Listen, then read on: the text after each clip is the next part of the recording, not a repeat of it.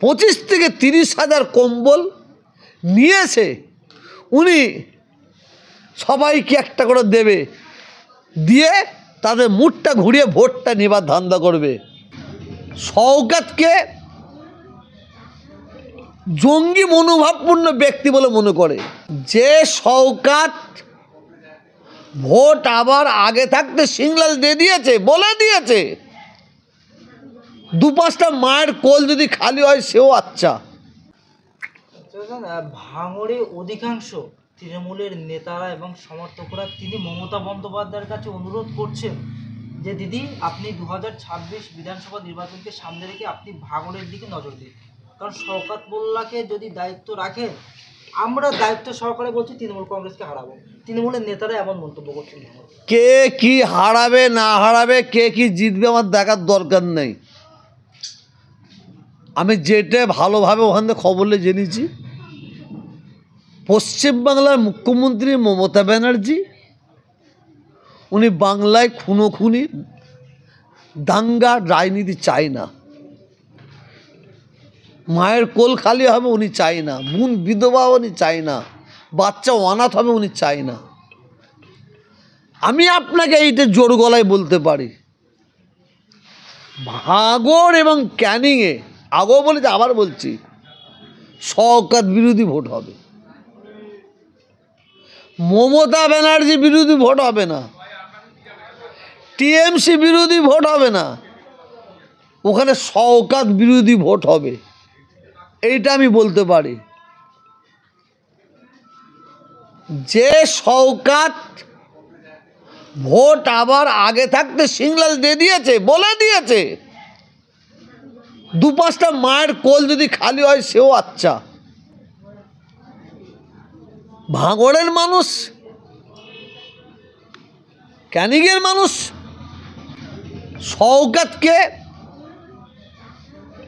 জঙ্গি মনোভাবপূর্ণ ব্যক্তি বলে মনে করে,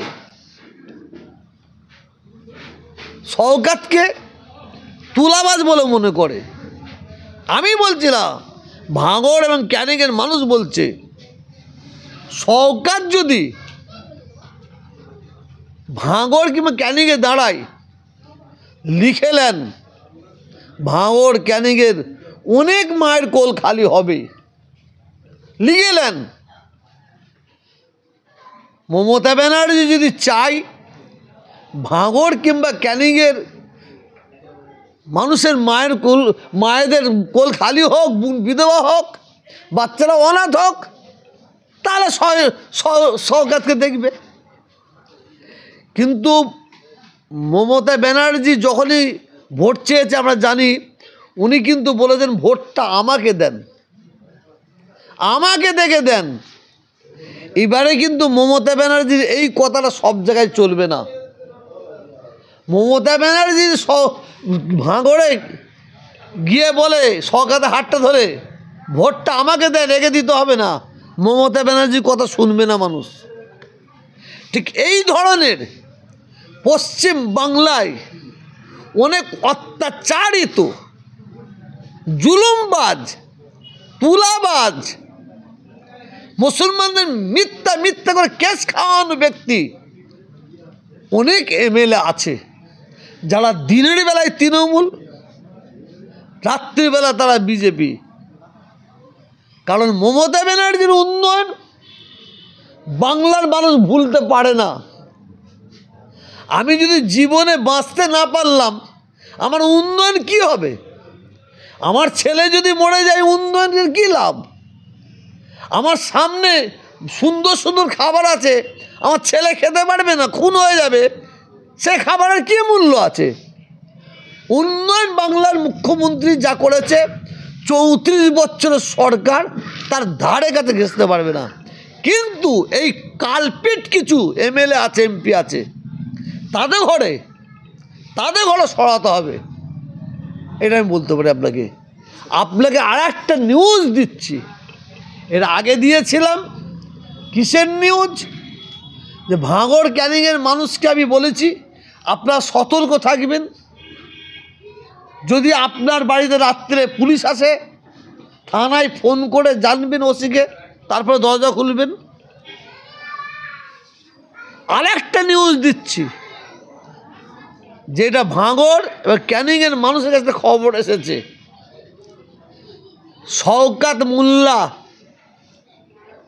মানুষের মুডিপটা ঘোরাবার জন্য ও কি অত্যাচার করেছে, ওর ব্যক্তিরা কি অত্যাচার করেছে, জুলুম করেছে সেটা জানে। যে পাপ করে সে বুঝতে পারে মনে মনে, পাপি মনে মনে বুঝতে পারে আমি কত বড় অন্যায় করেছি। যে খবরটা আছে আমার কাছে, ওই পাঞ্জাব যেখানে কম্বল তৈরি হয়, কি ধুলিয়ানা কি লুধিয়ানা থেকে 25 থেকে 30 হাজার কম্বল আসছে। কিছু কম্বল ঢুকে পড়েছে, তাও বলছি 25 থেকে 30 হাজার কম্বল নিয়েছে।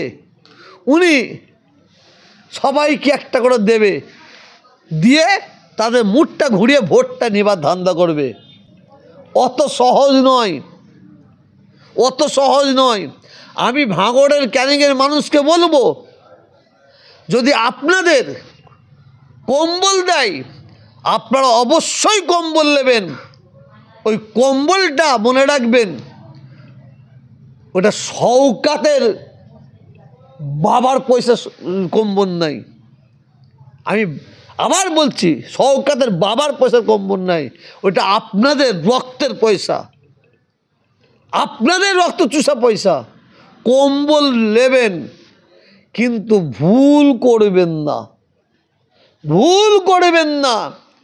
একটা কম্বল নিয়ে যদি ভুলে যান, 2 মিনিট 3 মিনিট ভুলের জন্য 5 বছর আপনাদের নাগল টানতে হবে, টানা চিরা করে ফেলবে, কম্বল চিরা করে ফেলবে। অবশ্যই কম্বল নেবেন। আর কম্বল দিয়ে মুড ঘোরাবার চিন্তা ভাবনা নিয়েছে, এই নিউজটা আমার কাছে এসেছে, আমি দিয়ে দিলাম। আমি আবার বলছি, শওকত মোল্লাকে ক্ষমা আমি করব না, শওকত মোল্লাকে আমি ক্ষমা করব না। আমি সব নিউজ আরও দেবো। শওকত মোল্লা ও যদি সত্যিকারের ফিরে আসতে চায়, সর্বপ্রথম ওকে কলমায় রোদ্দে কপুর পড়তে হবে, ওকে নতুন করে ঈমান নিয়ে আসতে হবে, ওর বয়সকে নতুন করে বিবাহ পড়াতে হবে। ও যে অন্যায় করেছে, ও আল্লাহকে অস্বীকার করেছে, নবীকে অস্বীকার করেছে, কোরআনকে অস্বীকার করেছে, ইসলামকে অস্বীকার করেছে। এবার কিছু ইমাম সাহেবকে সাজিয়ে বলবে কী কেন হয়, আল্লাহকে যারা স্বীকার করে, নবীকে যারা স্বীকার করে, কোরআনকে যারা স্বীকার করবে, শরীয়তকে যারা স্বীকার করবে, তারা কোনো দিনই পুজো মণ্ডপে যে মাথা নত করবে না, তারা তিলক নিতে পারে না, তারা এক আল্লাহ ছাড়া কারো কাছে নত স্বীকার করতে পারে না। অতএব শওকত যে অন্যায় করেছে, ওকে তার খেসারত দিতেই হবে। আমি জুম্মার দিনে বলছি, আল্লাহ ওকে মাফ করবে না। ফুরফুরা শরীফ দাদা হুজুরের দরবারে ওকে আসতে হবে, 5 হুজুরকে ওরা মাঝে আসতে হবে, এসে ওকে দিনের বেলায় ক্ষমা চাইতে হবে, মাপ চাইতে হবে। দাদা হুজুর 5 হুজুরের সম্পর্কে যে ভাষা ইউজ করেছে, ফুরফুরা শরীফ সম্পর্কে যে ভাষা ইউজ করেছে, ফুরফুরা শরীফের ভক্তদের সম্পর্কে যে ভাষা ইউজ করেছে,